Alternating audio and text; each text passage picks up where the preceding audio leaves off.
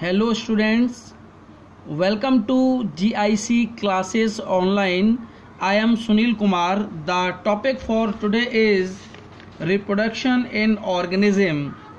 हमारा lecture number 1 एक introduction था और आज हम लेक्चर 2 में आज हम रिप्रोडक्शन के बारे में थोड़ा सा देखेंगे ऑर्गेनिज्म के अंदर। और बेसिकली आज हम एसेक्सुअल रिप्रोडक्शन को हम कवर करेंगे।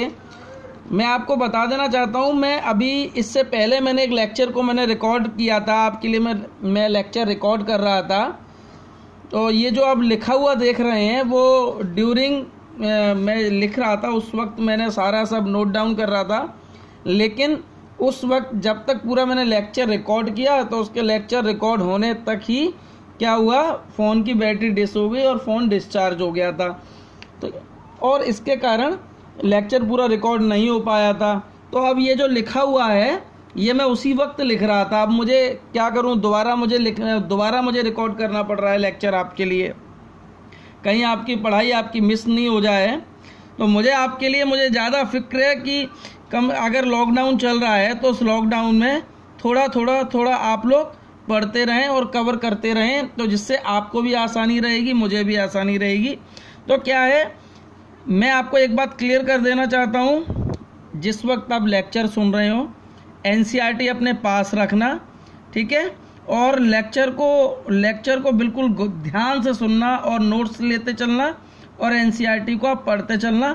100% लेक्चर के अंदर मैं एनसीईआरटी इंक्लूड कर रहा हूँ, ठीक है, क्योंकि 99% जो क्वेश्चंस आते हैं वो आपके एनसीईआरटी से ही आते हैं, एनसीईआरटी की लैंग्वेज से आते हैं। कई बच्चे क्या करते हैं, इधर उधर की बुक्स ले आते हैं, ठीक है, तो उसका कोई मतलब नहीं रहता, क्योंकि जो एग्जामिनर जो लैंग्वेज जो पूछता है वो एनसीईआरटी की लैंग्वेज को पूछता है, और एनसीईआरटी की जो लैंग्वेज है उसको समझना हमारे लिए बहुत ज़रूरी है। क्योंकि कई सारे बच्चे फिर कन्फ्यूजन में हो जाते हैं कि सर ये क्वेश्चंस कहाँ से आ रहे हैं। कहीं से नहीं रहे, वो एनसीईआरटी की ही लैंग्वेज है, जिसको बच्चे पढ़ते नहीं है उसको अवॉइड कर देते हैं और अदर बुक्स जैसे कि ऑल इन वन है, एग्ज़ाम आइडिया, इस तरह की बुक्सों को ले आते हैं। तो मैं प्रेफरेंस नहीं देता इस तरह की बुक्सों को, केवल मैं एनसीईआरटी को ही मैं प्रेफरेंस देता हूँ। आप कोई भी एग्ज़ाम ले लेना, चाहे आप बोर्ड का एग्ज़ाम ले लो, चाहे नीट का एग्ज़ाम ले लो, चाहे किसी भी आप कंपटीशन, इवन कंपटीशन का भी एग्ज़ाम होता है उसमें भी एनसीईआरटी ही फॉलो होती है। तो इसलिए please follow NCERT, don't go right and left. बिल्कुल घोड़े के समान बन जाइए, बिल्कुल सामने देखिए, ना राइट देखिए ना लेफ्ट देखिए, बिल्कुल आगे बढ़ते चलिए, ठीक है। और पढ़ते समय ध्यान अपने कानों को बिल्कुल, आपके कान बिल्कुल मेरी आवाज़ की तरफ होने चाहिए, ठीक है। और नोट्स साथ साथ लेते चलना, एनसीईआरटी पढ़ते चलना, ठीक है। बिल्कुल जैसे आप मेरे को आप क्लास में आप सुनते हो वैसे ही सुनना, बिल्कुल डिसिप्लिन में। चाहे 15 मिनट, 20 मिनट, 25 मिनट, जितने भी मिनट का लेक्चर हो, बिल्कुल डिसिप्लिन में रह के सुनना, हर चीज़ समझ में आएगी। नहीं समझ में आए मैं अपना मोबाइल नंबर डाल दूंगा, मेरे को आप कॉल कर सकते हैं और मेरे को पूछ सकते हैं। अदरवाइज़ आप मेरे को व्हाट्सअप कर दीजिए, तो अभी आपको मैं आंसर करूंगा, डाउट्स मैं आपको क्लियर करके दूंगा, ठीक है। तो देखिए, सबसे पहले मैं आपको बता देना चाह रहा हूं कि आज मेरा लेक्चर नंबर 2 है और इसमें लेक्चर नंबर 2 आपको थोड़ा सा लेट आपको मिलेगा, क्योंकि अभी मैं इसको कंप्रेस भी करूंगा। लेक्चर को कंप्रेस करने के बाद अपलोड हो पाएगा ये, ठीक है। तो देरी ना करते हुए हम शुरू करते हैं लेक्चर नंबर 2, ठीक है। लेक्चर नंबर 2 शुरू करते हैं, ठीक है। थोड़ा सा हम रिप्रोडक्शन के बारे में हम देख लेते हैं। क्या लिखा है, reproduction is a biological process in which an organism give, देखिए ये लिखा हुआ, give rise to young ones offspring similar to itself. यानी कि कहने का मतलब है रिप्रोडक्शन क्या है, एक बायोलॉजिकल एक फिनोमिना है, एक बायोलॉजिकल प्रोसेस है, ठीक है, जिसमें ऑर्गेनिज्म क्या है, अपनी ही जैसी ऑफस्प्रिंग्स को जन्म देते हैं, ठीक है, सिमिलर टू इटसेल्फ। मैं एक बार आपको फिर से मैं आपको दिखा देता हूँ, ये देख लीजिए, देख लीजिए, थोड़ा सा मैंने हल्का सा चला दिया है क्योंकि आप लोग पॉज करके नोट डाउन कर लें इजीली। ठीक है, तो रिप्रोडक्शन क्या है? एक बायोलॉजिकल प्रोसेस है जिसमें ऑर्गेनिज्म अपनी ही जैसी ऑफस्प्रिंग को जन्म देते हैं और वो आइडेंटिकली होती है। अभी बात करेंगे आगे, जैसे कि हमारी बायोलॉजिकल वर्ल्ड में, हमारे इस बायोलॉजिकल वर्ल्ड में हमें लार्ज डाइवर्सिटी हमें देखने के लिए मिलती है, यानी कि लार्ज डाइवर्सिटी मीन्स बड़ी विविधताएं हमें देखने के लिए मिलती हैं। ठीक है, उसके बाद ईच ऑर्गेनिज्म ऑन मैकेनिज्म, प्रत्येक ऑर्गेनिज्म का अपना खुद का मैकेनिज्म होता है रिप्रोडक्शन करने का। ठीक है, जैसे कि मैं बात करूं आपसे अमीबा की बात करूं, यीस्ट की बात करूं, ठीक है, आगे डिस्कस करेंगे। तो एक बार हम थोड़ा सा हम देख लेते हैं कि हल्का सा सेक्सुअल और एसेक्सुअल रिप्रोडक्शन में हम डिफरेंस देख लेते हैं, difference between sexual and asexual reproduction. देखिए, मैं चलाता चल रहा हूँ संग संग। ठीक है, मैं थोड़ा सा आपके लिए करीब कर देता हूँ। देखिए, हम क्या है, छोटी सी क्लास से ही हम लोग पढ़ते चले आ रहे हैं। तो पहले मैं आपको सिंपल लैंग्वेज में मैं आपको बता रहा हूँ, फिर थोड़ी सी हम जो हायर लैंग्वेज हम यूज़ करते हैं बोर्ड में, फिर हम उस पर हम थोड़ी सी हम चर्चा कर लेंगे। ठीक है, जैसे कि हम बात करें वन एसेक्सुअल रिप्रोडक्शन में क्या है, वन पेरेंट्स इन्वॉल्व होता है। ठीक है, और नो गैमेट्स, गैमेट्स की हमें आवश्यकता नहीं होती है। ठीक है, थर्ड पॉइंट हम बात करें तो इन्वॉल्व माइटोसिस, इसमें माइटोसिस होती है। फोर्थ हम बात करें तो offsprings are identically to parents, यानी कि जो ऑफस्प्रिंग्स होती हैं वो बिल्कुल पेरेंट्स के समान होती हैं, और जो पेरेंट्स के समान होती हैं उसके लिए वर्ड हम क्लोन वर्ड हम यूज़ करते हैं। जो ऑफस्प्रिंग्स अपने पेरेंट्स के समान होती हैं उसके लिए हम क्या यूज़ करते हैं, क्लोन वर्ड्स हम यूज़ करते हैं। ठीक है, आगे देखते हैं। इस अब सेक्सुअल रिप्रोडक्शन की हम बात करें तो involve two parents, sexual reproduction में टू पेरेंट्स इन्वॉल्व होते हैं। ठीक है, और इन्वॉल्व गैमेट्स, इसमें गैमेट्स होते हैं सेक्सुअल रिप्रोडक्शन में गैमेट्स का यूज़ होता है। Third involve meiosis, sexual reproduction में मियोसिस होती है, क्रोमोसोम नंबर हाफ होते हैं। मियोसिस और माइटोसिस आपने 11th क्लास में चैप्टर है cell cycle and cell division, वहाँ जाके आप देख लीजिए और इसकी प्रॉपर आपको जानकारी मिल जाएगी यदि आपने नहीं पढ़ा हो 11th क्लास में तो। ठीक है, आगे देख लेते हैं क्या लिखा है, offsprings are genetically different from parents. जो ऑफस्प्रिंग है वो संतानें हैं, बिल्कुल जेनेटिकली बिल्कुल डिफरेंट होती हैं। ठीक है, यानी कि आइडेंटिकली नहीं होती बिल्कुल अपने पेरेंट्स जैसे, क्योंकि इसमें हमें जेनेटिक वेरिएशंस हमें देखने के लिए मिलते हैं। ठीक है, चलिए नेक्स्ट पॉइंट हम देख लेते हैं आगे। ठीक है, पॉज करके सारी चीज़ों को आप नोट्स करते रहिए। ठीक है, देखिए हम नेक्स्ट हम देख लेते हैं। नेक्स्ट देखिए, अब नेक्स्ट में हम बात कर रहे हैं थोड़ा सा हायर लेवल पे कि हम बोर्ड में किस तरह से लिख के आते हैं हायर लेवल पे, वो तो मैंने आपको एक इजी लैंग्वेज में मैंने आपको बताया था। ठीक है, बोर्ड में हम क्या लिखते हैं, देखिए आप, एसेक्सुअल, ठीक है, और सेक्सुअल। ठीक है, दोनों में हम देखिए, दोनों में मैं आपको बताता हूं। हम देखें सबसे पहले एसेक्सुअल में यूनिपेरेंटल मीन्स यानी कि वन पेरेंट्स का इन्वॉल्वमेंट, और सेकंड पॉइंट है इसमें सोमेटिक सेल्स आर इन्वॉल्व, यानी कि इसमें सोमेटिक सेल्स इन्वॉल्व होती हैं और इसमें माइटोसिस होता है। ठीक है, third parent involve the production of A sexual spore, इसमें स्पोर्स का इसमें यूज होता है। एसेक्सुअल में स्पोर बनते हैं। ठीक है, स्पोर से काम चलता है। ठीक है, फोर्थ पॉइंट हमारा क्या है, offspring are genetically similar to parents, यानी कि जो संतानें हैं वो सिमिलर होती हैं, समान होती हैं पेरेंट्स के।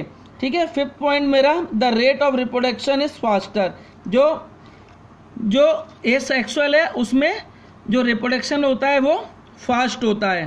ठीक है, अब हम बात करते हैं सेक्सुअल रिप्रोडक्शन की। इसमें क्या है, बाई पेरेंटल, यानी कि इसमें टू पेरेंट्स इन्वॉल्व होते हैं सेक्सुअल रिप्रोडक्शन में। ठीक है, second point, germ cells are involve, ठीक है, इसमें जर्म सेल्स इन्वॉल्व होती हैं और इसमें मियोसिस होता है।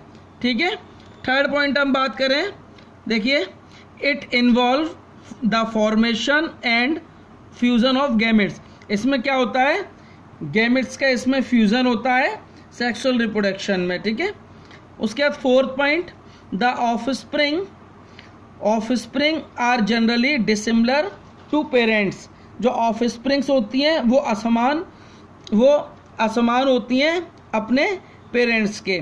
ठीक है, fifth point, the rate of reproduction is slow. इसमें जो रिप्रोडक्शन होता है वो स्लो होता है। ठीक है, अब जैसे कि मैं एसेक्सुअल रिप्रोडक्शन में मैं आपको और बता देता हूं। पहले थोड़ी सी आपके लिए मैं कॉपी चला देता हूं हल्की सी, ताकि आप लोग पॉज करके हर पॉइंट को अब नोट डाउन कर सकें, सभी नोट्स आप ले सकें।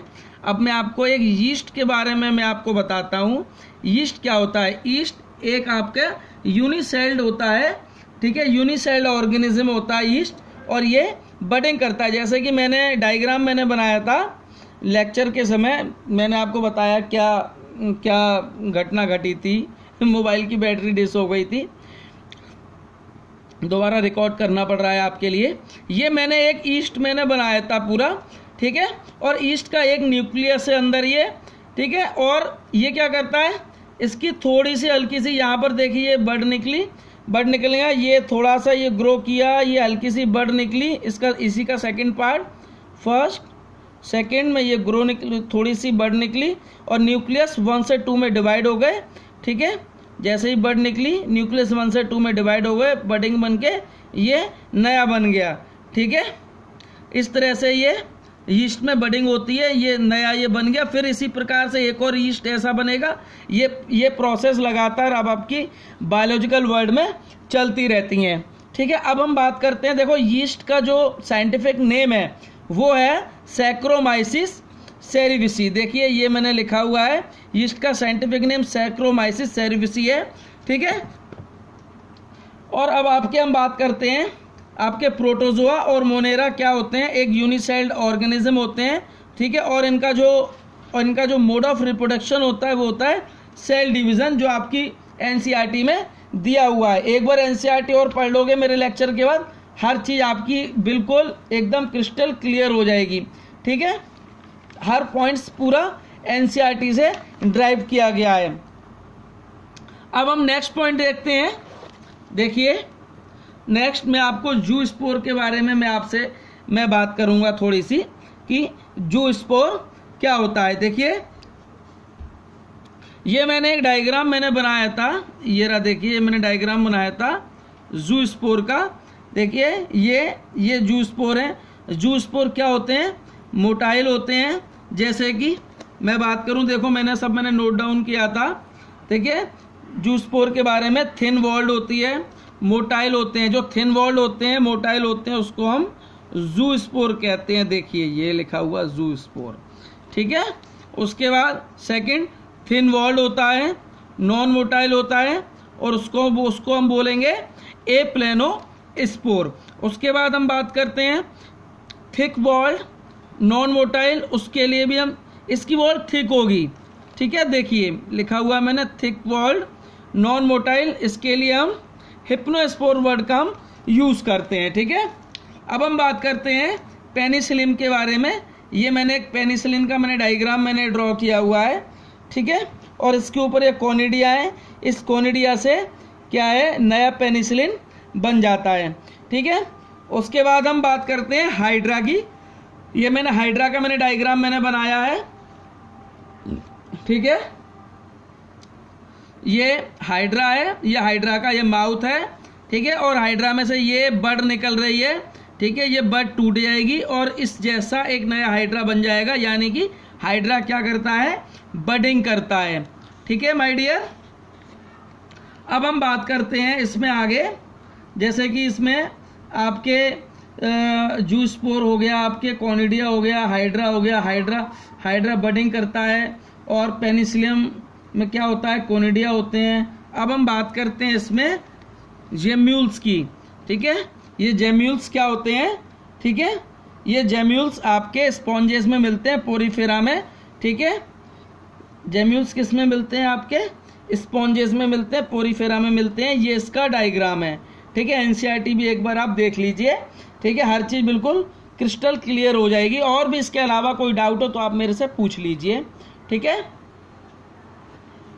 अब हम बात करते हैं इसमें आगे कि वेजिटेटिव प्रोपोगेशन क्या होता है। वेजिटेटिव प्रोपोगेशन बेसिकली एक आपका, मैं आपको दूसरे पेज पे मैं आपको समझा देता हूँ बेसिकली क्या होता है वेजिटेटिव प्रोपोगेशन।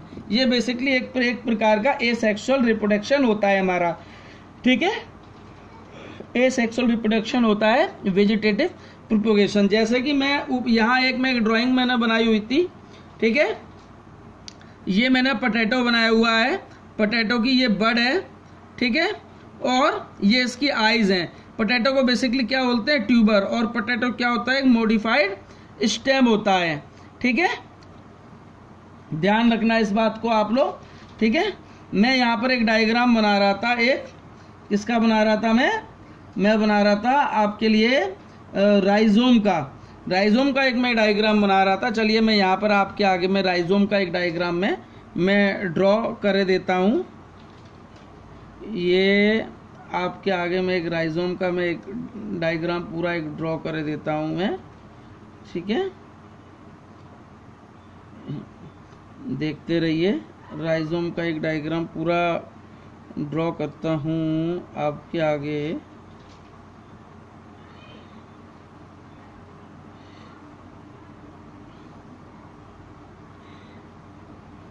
ये देखते रहिए आप लोग।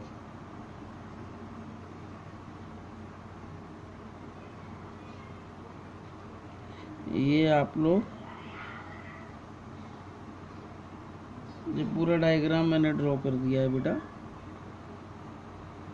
ठीक है।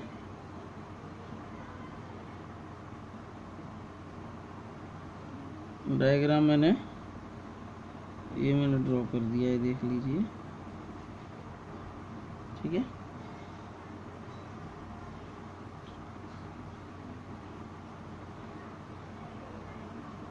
ये पूरा एक डायग्राम मैंने ड्रॉ किया आपके लिए।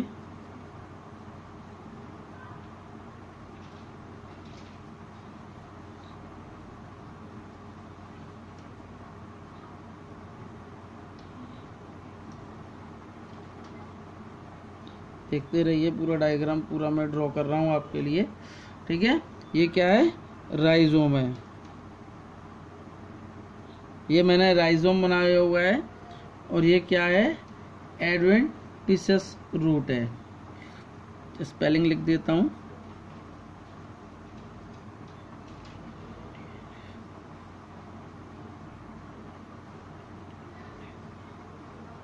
एडवेंटिशियस रूट, ठीक है।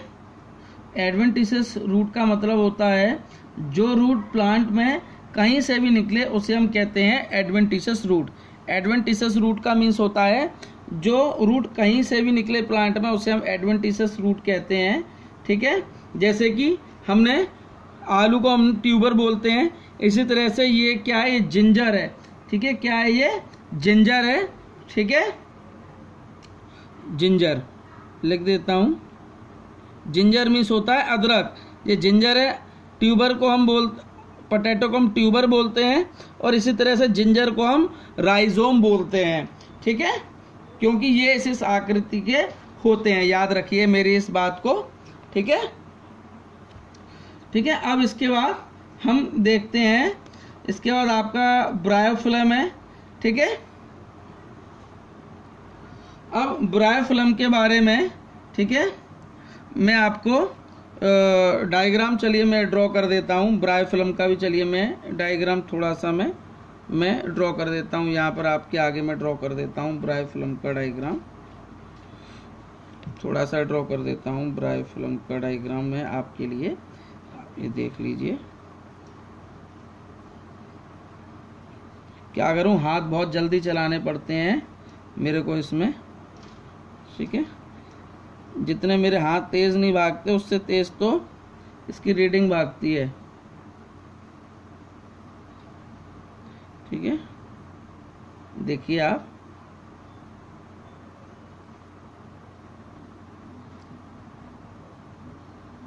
मैं आपके लिए ड्रॉ कर ही दे रहा हूँ पूरा, ठीक है, देखते रहिए, ठीक है।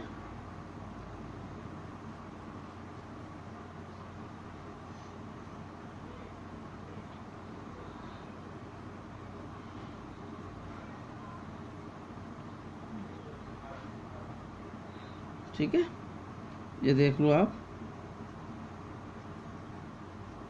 ठीक है, ये हो गया, ठीक है। ये कौन सा प्लांट है? ब्रायोफिलम,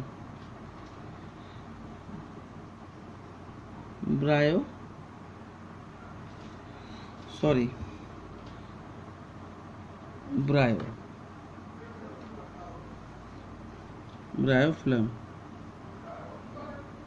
ब्रायोफिलम, ये देखिए मैंने ब्रायोफिलम मैंने लिख दिया है, ठीक है। और इसमें ये एडवेंटिशियस बर्ड है, मैंने बताया था क्या होता है, एडवेंटिशियस बर्ड का मतलब जो बर्ड प्लांट में कहीं से भी निकली आए उसको हम एडवेंटिशियस बर्ड कहते हैं, ठीक है। और ये ब्रायोफिलम टोटिपोटेंसी को शो करता है, टोटिपोटेंसी को ये शो करता है, ठीक है, टोटिपोटेंसी को ये शो करता है ब्रायोफिलम, ठीक है। टोटिपोटेंसी का मीन्स क्या होता है बेटा? टोटिपोटेंसी का मीन्स होता है कि एक सेल से पूरा का पूरा प्लांट बन जाए, उसे हम टोटिपोटेंसी कहते हैं। ये ब्रायोफिलम किसको शो करता है? टोटिपोटेंसी को ये शो करता है, ठीक है। यानी कि एक सेल से पूरा का पूरा प्लांट बन जाए उसको हम टोटिपोटेंसी कहते हैं, ठीक है। तो याद रखना, ठीक है, ब्रायोफिलम के बारे में भी, ये टोटिपोटेंसी को शो करता है। एक सेल से पूरा का पूरा प्लांट बन जाए उसको हम टोटिपोटेंसी कहते हैं, ठीक है। Got it my point. अब हम बात करते हैं आगे, हम बात करते हैं बुलबिल की, ठीक है, एवेगा प्लांट की हम बात करते हैं इसमें, ठीक है, ठीक है। अब ये क्या है? ये भी आपके बुलबिल भी आप एनसीईआरटी में देख लीजिए, ठीक है। अब मेरे पास इसमें जगह नहीं रही है, ठीक है, फिर भी मैं एक बार आपके लिए थोड़ी सी मैं घुमा देता हूँ, ठीक है। जगह नहीं रही है मेरे पास इसमें थोड़ी सी, ठीक है, देख लीजिए आप लोग, ठीक है। अब मैं आपसे बुलबिल की बात करता हूँ, ठीक है, बुलबिल ऑफ एगेवा, ठीक है।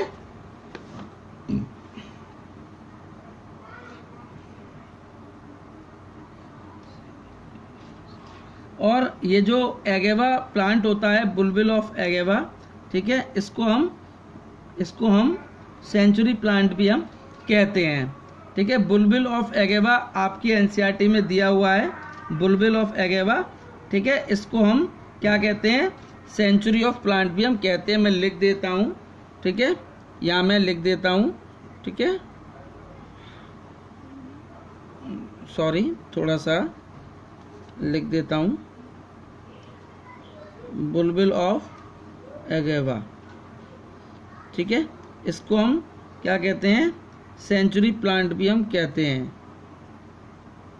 सेंचुरी प्लांट भी हम कहते हैं। बुलबिल ऑफ एगेवा को हम सेंचुरी ऑफ प्लांट भी कहते हैं, ठीक है। अब उसके बाद आपके इसमें आता है वाटर हाइसिल। उसके बाद आपका एक प्लांट और है वाटर हाइसिल, ठीक है, एनसीईआरटी के पेज नंबर 7 पर है, ठीक है, एनसीईआरटी के पेज नंबर 7 पर है। ऑफसेट क्या है? Offset of water, offset of water, देखते चलिए,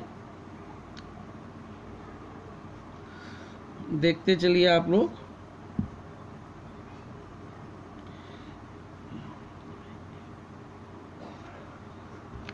एक सेकेंड,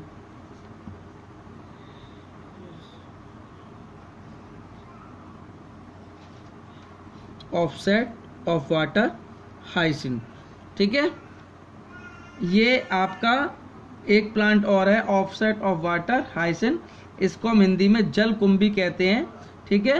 ये जलकुंभी एक आपके आपके इंडिया में एक खरपतवार बन गई है, ठीक है, जो हमारे वाटर की जो ऑक्सीजन है, ठीक है, उसमें कमी कर रही है। ये वाटर के ऑक्सीजन में ये कमी कर रही है, ठीक है। और ये प्लांट इंडिया का नहीं है, ये बाहर से लाया गया ये प्लांट है, ठीक है। और इस प्लांट को आप क्या है, जितनी बार इस प्लांट को उखाड़ोगे उतनी बार ये आपका नया प्लांट बन जाएगा, ठीक है। जितनी बार इसको तोड़ोगे उतनी बार ये नया प्लांट बनेगा, ठीक है। तो मैं आज आपका पेज नंबर एनसीईआरटी 8 तक मैं आपका कवर किया है पूरा। आपका जितना भी आप एक बार एनसीईआरटी के आपका पेज नंबर आप पढ़ लीजिए। पेज नंबर आपको पढ़ना है 5 के बाद 6, 7 और पेज नंबर 8 तक आपको पूरा पढ़ना है, जिसमें मैंने कवर किया है एक एक चीज। और एक एक चीज अब आपकी एनसीईआरटी में लिखी हुई है, पूरी हर चीज आपकी समझ में आएगी, ठीक है। एक वर्ड और आगे लिखा हुआ है वेजिटेटिव प्रोपेग्यूल्स, पेज नंबर 7 पे लिखा हुआ है वेजिटेटिव प्रोपेग्यूल्स, वेजिटेटिव प्रोपेग्यूल्स, ठीक है। वेजिटेटिव प्रोपेग्यूल्स और लिखा हुआ है ये वर्ड, ठीक है। वेजिटेटिव प्रोपेग्यूल्स लिखा हुआ है, ये रहा वेजिटेटिव प्रोपेग्यूल्स वर्ड लिखा हुआ है, ठीक है। इसका मतलब होता है कि लाइफ को आगे बढ़ाना, जीवन को आगे बढ़ाना। इसका मतलब ये होता है, कंफ्यूजन में मत हो जाना बिल्कुल भी, ठीक है। तो यहाँ मैंने आपका पूरा चैप्टर मैंने कंप्लीट किया, ए सेक्सुअल रिप्रोडक्शन वाला, ठीक है। कल हम सेक्सुअल रिप्रोडक्शन को हम स्टार्ट करेंगे और सारी चीजें देखेंगे, ठीक है। और एनसीईआरटी में ये 100% एनसीईआरटी कवर किए, इससे बाहर बोर्ड के अंदर एक भी क्वेश्चंस नहीं आएगा, ठीक है। और अगर कोई डाउट हो तो मुझसे पूछ लीजिए, और मुझे आप व्हाट्सअप कर सकते हैं, मेरे को कॉल भी कर सकते हैं। मेरा मोबाइल नंबर है 9461670349, ठीक है। हैव ए नाइस डे, आपका दिन शुभ हो बेटा, और मन लगाकर पढ़ते रहिए। कोई डाउट्स हो मुझसे जरूर पूछिए। उम्मीद करता हूँ कि सभी बच्चे टॉप करेंगे स्कूल के अंदर। थैंक यू बेटा।